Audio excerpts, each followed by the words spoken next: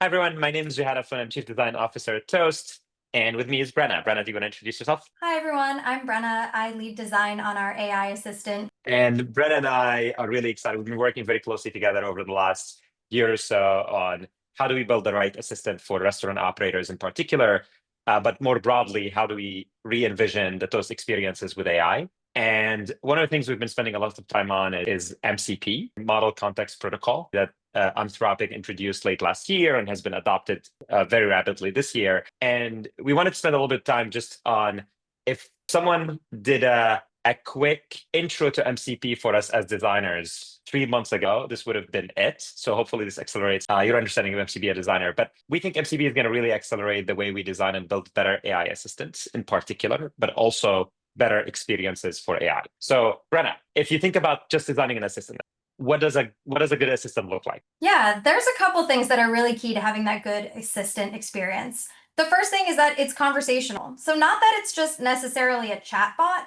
but that there's this ongoing relationship between the user and the assistant. They also learn and they adopt new skills. So that could mean within the context of your company or within the context of the world as we think even bigger. And they do that quickly. They're intelligent and they apply that intelligence when it matters. And lastly, they mix actions, data, and advice appropriately when it's needed. So you can get the right response at the right time. How has this been actually hard to build? Like, why is this hard to do? Yeah, I think a lot of people are discovering that designing good assistants has been really hard, even though the underlying technology has become pretty amazing. But there's a couple reasons that it's been difficult. The first is context windows. So the amount that an LLM powered assistant can remember at any given time, that kind of limited how much it could get to know the user because all of a sudden memory full and you forget. Yep. You also do invent these kind of really custom ways to add functionality, which was really brittle. And it's been slow and it's been not standardized at all, as I'm sure many folks have seen. And there also wasn't a cohesive way to kind of have the specific context that an assistant would need for a particular job to be done. So we know there's not a one size fits all solution to any particular problem. That's why design exists. But we didn't have a way to get the assistant the information it needed for a core job. And lastly, systems didn't have any ways to use tools. So when they needed to do something, they couldn't. They could kind of only chat, they could give advice, they could tell you what you should do, but they weren't bridging that gap to make it a truly magical assistant that actually takes things off your plate. How does MCP solve this? So if you think about how AI assistants were working before MCP, it was sort of the equivalent of, imagine you're trying to go somewhere, but you can only make one phone call at the beginning of your trip and get all your instructions at once. If there are additional paths that come up in the journey, or you encounter a problem, you can't adapt. You can understand why that might not be a great experience. And what this looked like in practice for these systems was that most systems used a single prompt to kind of figure out what that plan was going to be and then go and do it without checking back in. So if you think about, there were some advanced systems that already had some loops or multi-step reasoning if you've played with ChatGPT, but this was really custom and rigid. If you were building a product that built on top of those tools, you couldn't take advantage. Feels like you're assigning a task, not having a conversation. Yeah. Building on top of that, if you needed to access tools, like you wanted to do things, you wanted more capabilities, you had to build that custom every single time.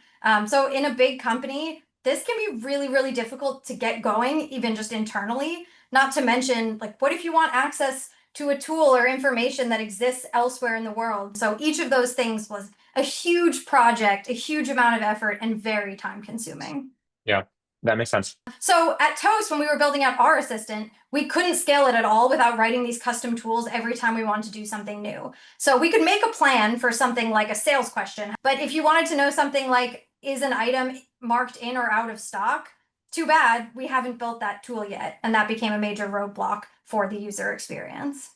And MCP kind of shifted this for us. We had internal systems that were doing this, so scale was possible.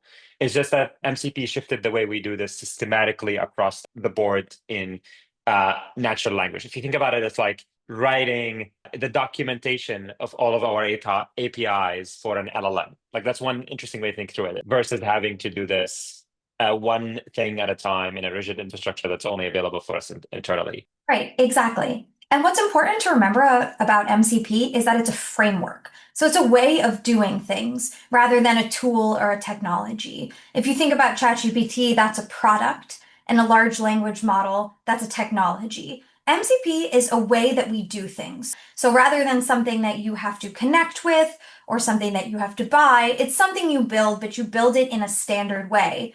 And that standard way is using natural language to understand APIs. So it's something that any company can do by building in this shared framework.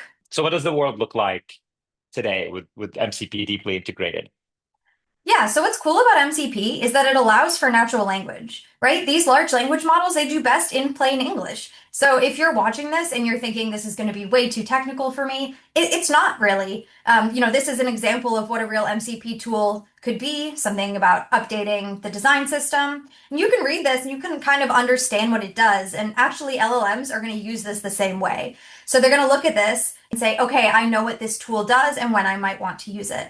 And that opens up a lot of possibilities for us because it's the equivalent of you're on that hike, you're on that journey, and instead of having the really rigid plan, now you have a phone book that's full of experts, and you can flip through your phone book whenever you need to and make a phone call to the exact right expert that you need. So if you think about this, AI systems now can think step by step in a loop and consult tools in real time. So now if the user asks a question, the assistant can decide what to do next, whether they need to ask for more information from the user, whether they need to consult a tool, or whether they're actually ready to answer. And it makes the system substantially more flexible because it can be dynamic, it can easily access what it needs.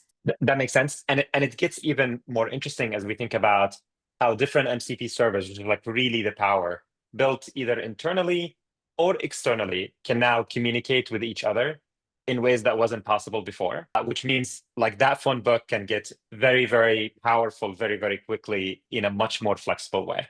Exactly. Since it's a standard protocol, Yeah. as the LLMs get smarter, which we're seeing every single day, and the phone book gets larger, the system will just get better and better dramatically over time. So you can add more tools really easily and take advantage of advancements, whether they're internal tools or external tools. All of a sudden, you have a huge wealth of knowledge for the assistant to be able to pull from. So if you think about what that means, how does that change like what this looks like in the example you previously mentioned, like this one? Yeah, so it allows us to go a lot faster and add a lot more flexibility and powerful tools. So now our assistant can consult the tools throughout the process that it needs. If you ask a question, it can simply decide to ping an expert whenever it needs one. So that allowed us to add tools like checking if something was in stock very easily, because again, they're just written in natural language. We already had an API for it. Now, all of a sudden, our tool, our assistant, can access that whenever it needs to. That's awesome. That's really cool. Yeah. And this also means, just like we mentioned, is that it's not just about Toast APIs and Toast tools. Because it's a protocol, it allows us to enrich that AI experience with any MCP-based set of tools. So like the way I think about it is not just consulting one phone book, it's consulting the phone books produced by multiple different experts to get to the best one that answers that question the best way possible, like with the best data or actions as well. So that's really cool. If you think about this for a second, how do you like give me a 30-second of how do you imagine this changing how we think of, I don't know, the web, the experiences? Yeah, like what should a designer be thinking through? Yeah, so it's not just the web, it's kind of the entire world. It's sort of the equivalent of, the internet has actually been around since like the 1960s, but it didn't become what it is today until web browsers and HTTP, which we won't get into. But when you type a URL into Chrome, you take for granted that it's going to behave a certain way. MCP is going to do the same thing for AI. So it'll create a standardized way for us to interact with AI-powered tools and for AI-powered tools to interact with each other, like when you click a URL and it opens a new web page. So it's a fundamental shift. So if you believe in that shift, what should you think about as a designer? Like what have you learned over the last few months as you've been working through this to think differently about AI first experiences designed with MCP as the backbone of that experience? Yeah, it really is about that flexibility. So moving from systems that only behave one way to systems that can adapt as they're needed. So designs in general are going to have to be a lot more modular, so those different pieces can be pulled in whenever they're needed. Also, LLMs are going to allow us to use tools outside of just our own companies. So that's going to make experiences a lot more powerful than what we can imagine them to do today. And last, and maybe most difficult to wrap our heads around, is that the final product that the user interacts with might be different than exactly what you designed. Because these systems are dynamic, they're making the decisions. The whole is a lot greater than the sum of its parts. So we're thinking a lot more about what is the flow of the experience, what is the outcome that users want to achieve, rather than what are the exact steps that they're going to follow visually in this experience.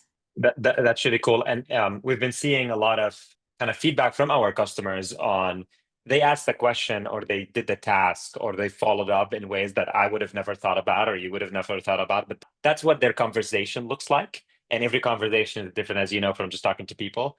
So thinking about it that way is really interesting because it means every conversation you have is going to be different.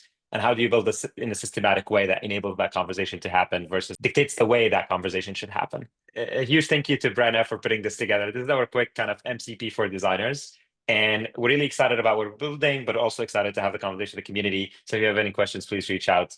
But thank you. Thank you, Brenna.